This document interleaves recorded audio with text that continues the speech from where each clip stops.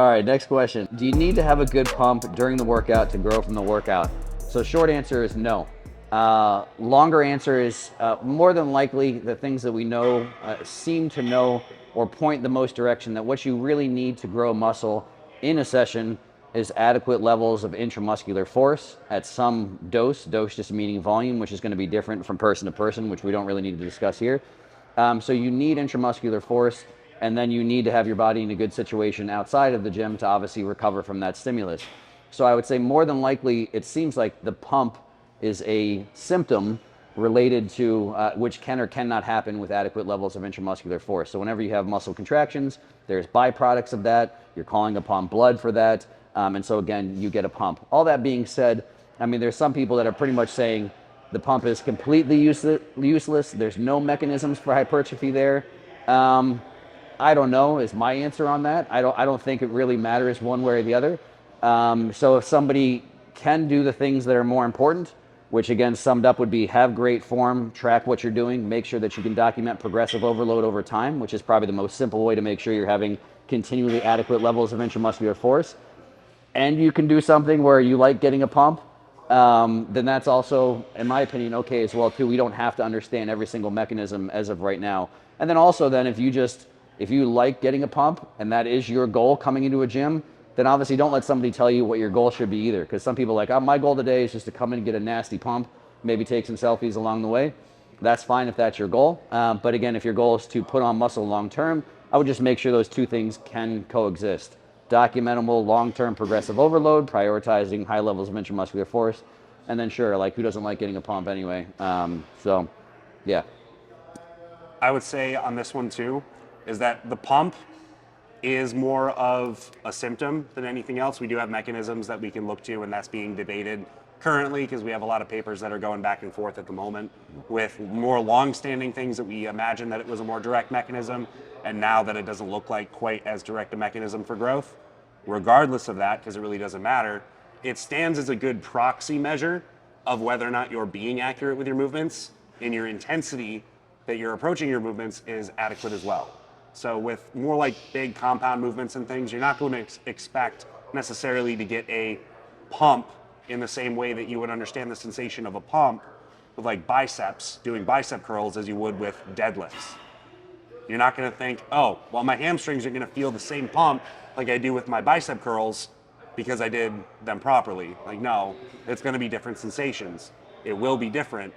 However, in general, if you're going through your sessions and you're getting no pump whatsoever, it's a high likelihood that you're either not doing enough overall work, you're not getting close enough to failure for you to actually get any sort of a metabolic response to be happening intramuscularly to where you do have that sensation of having some kind of a pump. You may not be accurate enough with the movement itself for you to actually get enough of that metabolic buildup to happen. And so like although it's not something that we can say black and white, that yes, you need a pump for you to get growth to happen, or that yes, it is or it isn't a direct mechanism and pathway into growth, it makes for a good case in practicality to say, do you get a pump? Yes or no? Like, well, if you do, good. There may be some issues with what you're doing still. Just because you're getting a pump doesn't mean that you nailed everything. But if you're not getting a pump, then that raises some questions for you to ask yourself. Like, I'm not getting a pump. Do I not have enough volume overall? Are my rep targets way too low for my goal right now, and there's no way for me to get a pump anyway? Are you doing 3 to 5 rep sets on most of your things where it's going to be kind of hard anyway? Well, that's a question. Is that really aligning to your goal or not? Are you actually approaching your exercises properly and getting them executed in a way that will allow you to do them for enough volume, targeted to the muscle well enough that you build up that metabolic fatigue? Yes or no? So those things are questions that should be brought up after you have this come up in your mind. Do you or do you not get a pump? Yes or no? There's still going to be more secondary and tertiary questions to ask and answer. But generally, yeah, you should be getting a pump when you train, generally.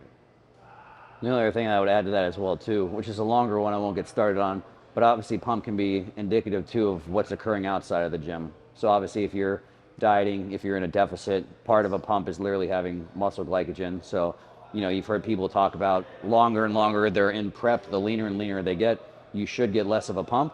But also it can be an indication of poor recovery, inflammation, and things like that. Because even if you were in your off season and things technically calorically should be in a good spot, and you are not getting a pump, it might point in the direction of looking at some other stuff. So it is, once you actually have a pretty good idea of what your own body should or shouldn't be doing, it can be a good thing to just be aware of, especially if it changes, kind of almost like muscle soreness as well too. People say, does that or does that not matter?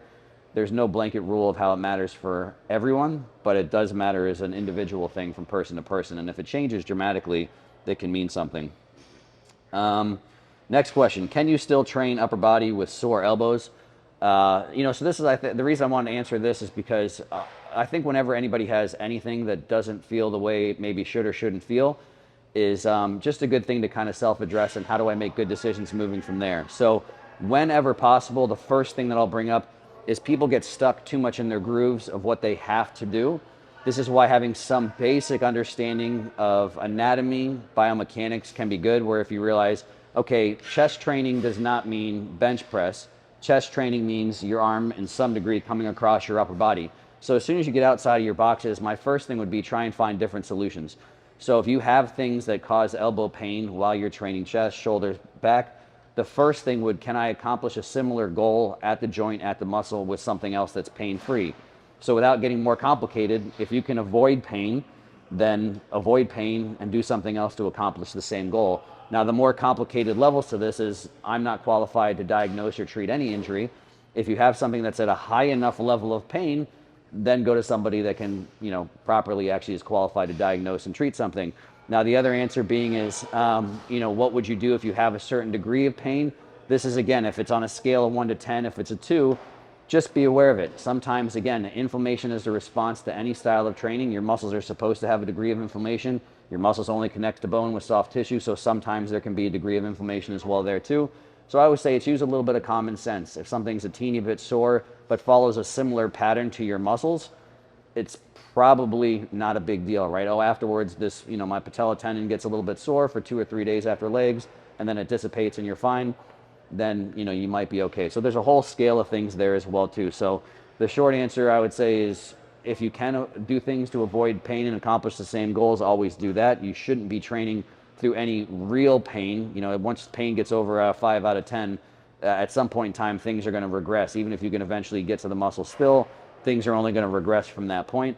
But then from there, also just be realistic that pain's a scale. And so there's going to be different responses depending on where you're at on that scale.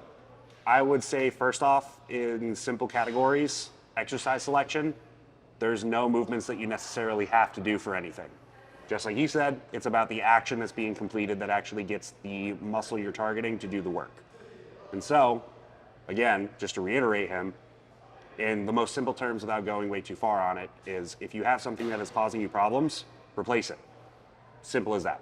Easy takeaway. You have a problem with a specific movement, remove that for something that is going to train that same muscle in a way that isn't going to be abrasive to you for at least the time being where pain is present. You can return to that maybe later if you can look at the exercise itself and see that there's merit to it directly, because it actually adds up in the calculus of how does this target the muscle I'm trying to train, do it appropriately, and isn't generally going to cause problems for a larger population of people to start with, and then individual for you, and whether you can or can't do it. Do all that calculation when you need to, but for the time being, remove yourself, train the muscle in another way that will still accomplish the same goal. That's the first thing. Second thing, we are not doctors. We are not orthopedic surgeons. We are not physical therapists, unless, of course, you actually do hold those titles yourself. And so, trying to get any sort of real diagnostics from somebody that isn't in that realm is not a good idea. Do not rely on coaches or on fitness influencers or people that you do generally trust with mechanics even, that do have a good knowledge on these types of things and how tissues work and what their tolerances are and what generally you can and could do, should do, would do. Don't listen to us necessarily on those things, or search for us for the reassurance on them, because we are not the people that are going to be able to talk on it at length.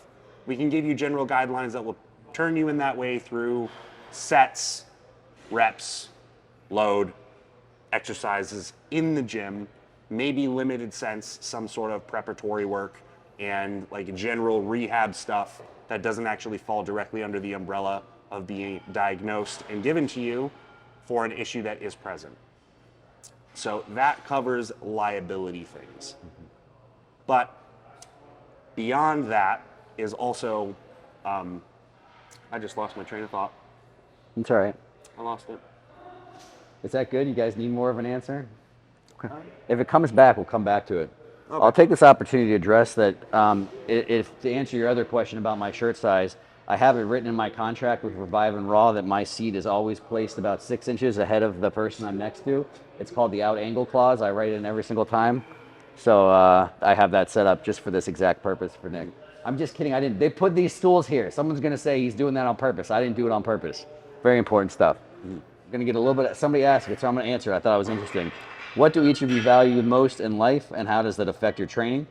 So for me, the short answer is, faith, family, relationships, and how does that affect my training? The actual training itself, I don't really think it affects one way or another, except maybe a good thing. I mean, obviously we talk about training, and my first love for training was just it's cool to find something that you're passionate about. I played a lot of sports and stuff growing up, and I liked competing, but I can honestly say I never poured myself into a sport. I always had coaches pushing me and making me do extra laps and doing that, and game time come, I would give 100%, but I never put anything else past that into a sport just because I don't know why. And when I first found working out, no one had to tell me to go to the gym for 4 hours in a day, which is, I'm not saying is a good idea, except I was really passionate about it, so I was going to be in there 4 hours a day. And so, one, it's cool to find something you're passionate about, and that in and of itself, I think, is a good thing. And so for, I think, my family and my relationships and people that I have around, I think it's good for them to see me still committed to something that's good for you. And hopefully, honestly, what I want to model for my kids is also that if you're really passionate about something and you're really working hard at it and you really try and push yourself as far as possible, you can turn being a meathead into being whatever the hell you want to. You got to turn that into a living, which I think is pretty awesome, because 15-year-old me would not have thought I could turn this into a living. And my parents were cool, but they were never like, oh yeah, make this a living. They were just nice and supportive along the way. So honestly, the training in and of itself, I think, is just positively impacts all the relationships around me, even in more ways than that as well too. And then obviously there's the health standpoint where, again, just training where I'm at now, it's good for me. I mean, I can move great with my kids. I feel good with my kids. I can beat the shit out of all the other dads at the pool parties when we have the dad pool pose downs. I'm the only one that participates in the pose downs, but I still win anyway. So honestly, yeah, I think it's a great thing. The only thing I would speak to a little bit is, competing in bodybuilding I shouldn't even say at the highest level. Competing in bodybuilding is at some level probably not great for all those things as well too. So for me, it was balancing the positive things of what I love, and then just the personal obsession to want to take things as far as possible, and that whole competitive thing as well too. So at some point in time, I haven't competed in almost 5 years now, and purely for that reason. I mean, I can't, if I'm competing now, I'm putting my love of competing above my health, and if I'm putting that above my health, I'm putting that above my family and my relationships, which I just can't do anymore at this point in time. And then honestly, there is just a level of exhaustion. I mean, I can work my ass off. I can still train just as hard in the gym as I used to when I competed. I can be just as diligent with my food and meals. But I also don't ever take it to the point where I'm just physically exhausted. When I used to compete, it'd be like the last 4 or 5 weeks before a show. If my kids wanted to play, it would be like, Daddy's going to lay on the floor and you guys just jump around. If there's a game involving that, I'm down. So there were points too when my energy level was taking away from family as well too. So training in and of itself, all the actions outside of competing, I think are only positive things. And kind of like Nick touched on earlier, some people are a little bit too dramatic about it. If I want to eat like a robot, I can still eat like a robot. It doesn't negatively affect my family. I tend to still include some more enjoyment, so I'm perfectly fine eating out here and there and doing that stuff. But nothing about that takes away from my family. It's just the same as anything else in life that requires some discipline and self-control. But competing at some sort of level, you got to balance that with all the other priorities in your life, and ultimately pick what your priorities are. That was very well rounded. Sweet. Very well-rounded. I would say pretty similarly, my biggest things for me as values are my family, my community of friends, and then in general, I would say the pursuit of passion, pursuit of intellectual growth, and pursuit of experience. And so being that I am a few moons younger than Joe, only a few. Many moons. I'm coming up right behind him. I don't have quite as much life experience in living the same things that Joe has lived or is living right now. So I can't really speak exactly to the same kind of value system and structure where he's given a very good explanation on pretty much cliff notes on what this means to him, because I'm sure that if we sat down, turned the cameras off and wanted to talk about it, it could be a 6-hour, 10-hour. And it will be later. Yeah. It'll be as long as a conversation as we're both willing to sit here and talk about it, because there's a lot to be unpacked from it. So for me, coming from a little bit of a different place, just from the experiences that I have had and where I am in my life, the biggest things for me are most definitely my family and the people that are closest around me. They are always prioritized above everything else. That goes along with my business, honestly, more so not because I have to provide or that I have to run a business itself or that I have to be on Instagram or that I have to be on YouTube or I'm doing this, that, and the other to try and pursue this goal outside of myself, or that even having some sort of intrinsic goal about business or anything within that realm really matters all that much in itself to me anyway. It's more so about the fact that it's building something where I have people now that I can confidently say, and in my botched intro that you're still going to watch, saying that I come here representing Team Gloff, I said that because it means something to me. It's a bunch of people that I have brought around me that think in the same way, where our values are family, for some more than others, it's faith, it's the community that they care about, and it's a general value system of trying to grow as a person intellectually, understanding the aforementioned already, the family connection to community, their ability to pursue the passion that we all share, and then being empowered into pursuing all the things that maybe they don't know as much about, that other people in the community do. Or maybe just something they haven't found yet, and they just have a general drive into the future trying to find what it is that does matter.